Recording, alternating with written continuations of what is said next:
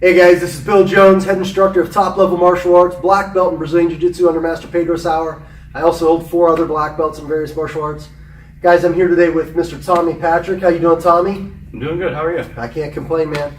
We've been doing a series on knife defense, and today I wanted to show you kind of the third part of the series.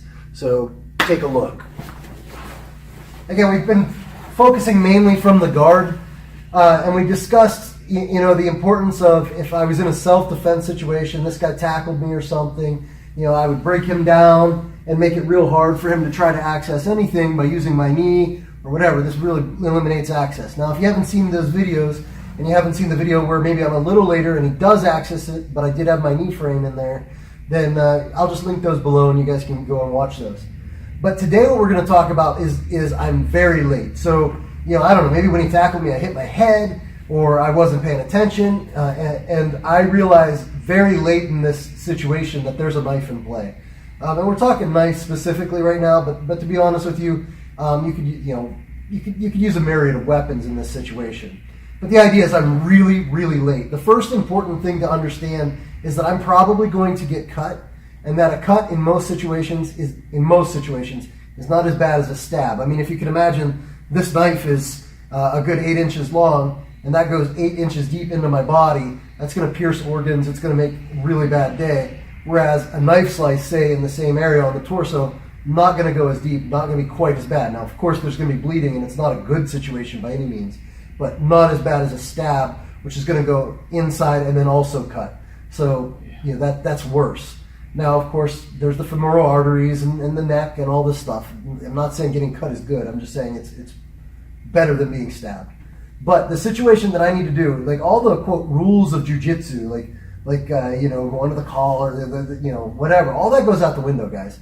The minute there's a weapon, this arm is my main thing. Not making him pass out, none of that. I need to immediately start creating frames. And notice what I did here is I used my legs to bring him in. If he's sitting up tall and he can look, he's got anything he wants. He could go arteries, he could go groin, all that kind of stuff. I need to limit what he can do.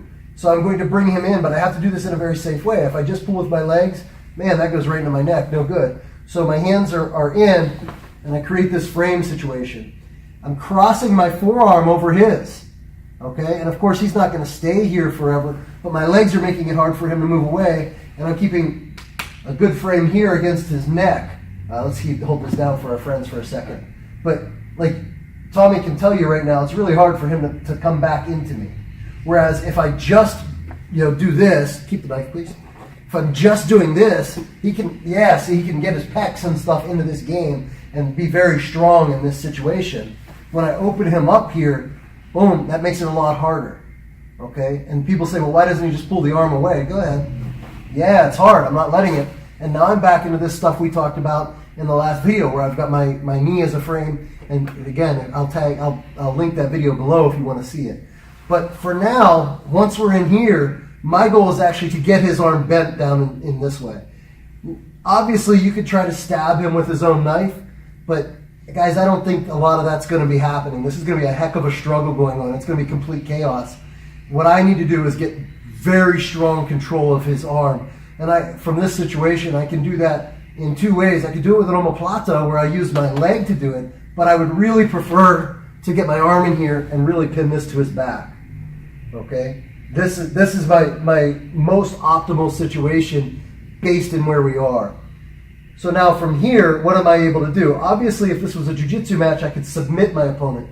This is a man trying to kill me. I'm probably not going to submit him, guys. He's not going to give up. So I'm just going to shift off to the angle, and now look how exposed the knife is to me. I can get this away from him. And that's what I care about most, staying alive. Look at this from a different angle. I'm going to put you right here, Tommy. Now, I'm not saying the Kimura this is called a Kimura for anybody who's maybe not in jiu-jitsu. I'm not saying it's the only option here. Just saying it's a good option based on where we are right now. So again, I see there's a knife.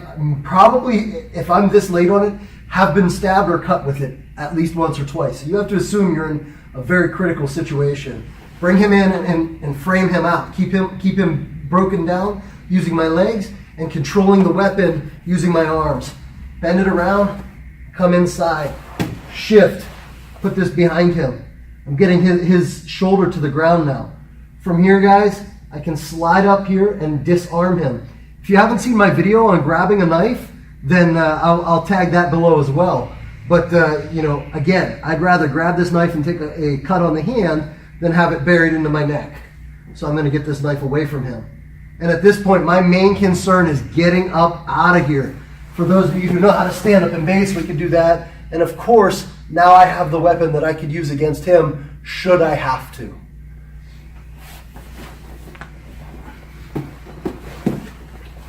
Listen, guys, I want to thank you for watching this three-part series on defending a knife with Jiu-Jitsu.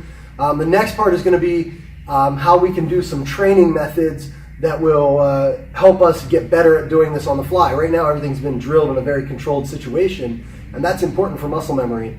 But you also need to drill this in a less controlled situation, and that's what the next video will address. Thanks for watching. We'll talk to you later.